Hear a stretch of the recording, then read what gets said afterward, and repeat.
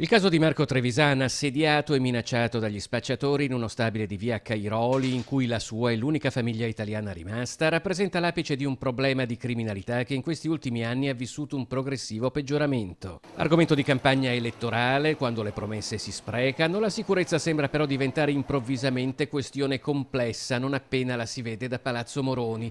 L'unico punto fermo forse è stata anni fa la chiusura degli stabili di via Anelli, che però versano attualmente in una situazione di profondo degrado e sulla cui riqualificazione si consumano vivaci polemiche in Consiglio Comunale.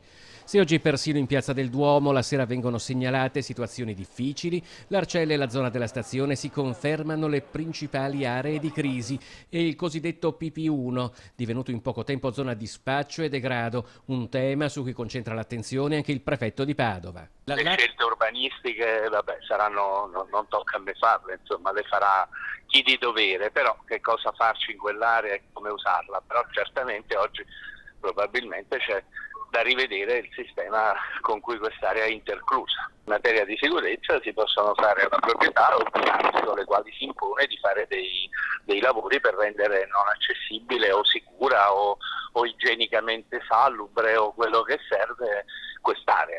Dalla prefettura l'invito è perché tutti facciano la loro parte. La sicurezza urbana è fatta dal contributo di tutti e quindi certamente anche il Comune ha una sua responsabilità in tema di illuminazione invece che di arredi urbani, che di circolazione stradale e così via. E lì bisognerà lavorare tutti insieme perché si trovi la soluzione migliore.